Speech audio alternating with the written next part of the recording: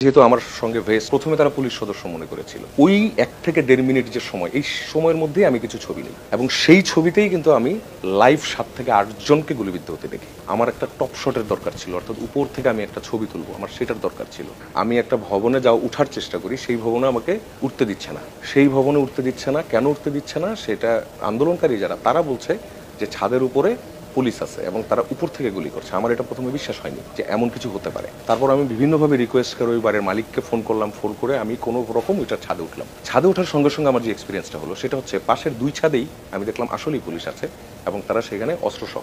আমাকে দেখার সঙ্গে সঙ্গে তারা প্রথমে, যেহেতু আমার সঙ্গে ভেস্ট, প্রথমে তারা পুলিশ সদস্য মনে করেছিল। ওই 1 থেকে 1.5 মিনিট যে সময়, এই সময়ের মধ্যেই আমি কিছু ছবি নিই এবং সেই ছবিতেই কিন্তু আমি লাইভ 7 থেকে 8 জনকে গুলিবিদ্ধ হতে দেখি। তার কিছুক্ষণের মধ্যেই ওই আশপাশের ছাদে যারা ছিলেন তারা আমার পিঠের পিছনে প্রেস লেখা দেখে সঙ্গে সঙ্গে সেখান থেকে আমাকে তারা বন্দুক তাক করতেছেন, আমাকে এবং আমার ক্যামেরাকে, এবং বারবার তারা বলছেন যে যাতে আমি এখান থেকে সরে যাই, যাতে আমি এখান থেকে সরে যাই। একই ভেস্ট আপনাকে পুলিশ কখনো মনে করছে তাদের, অথবা ওরা এরকম মনে করছে। তো তখন আমাদের যেটা করতে হলো সেটা হচ্ছে আমরা ওই ঝুঁকিটা নিয়েই আমরা ভেস্ট এবং হেলমেট সব খুলে ফেললাম। খুলে আমরা ওইখানে একটা হাসপাতালের পাশে জাস্ট কোনো রকম ওইখানে রেখে তারপর আমরা সামনের দিকে হাঁটতে থাকলাম।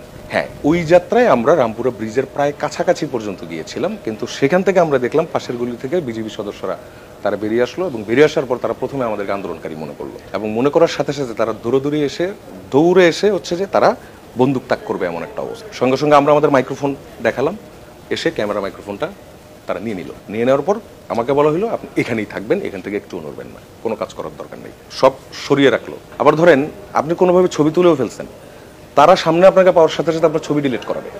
এই পরিস্থিতি হয়েছে, তখন ছবি ডিলিট করাচ্ছে।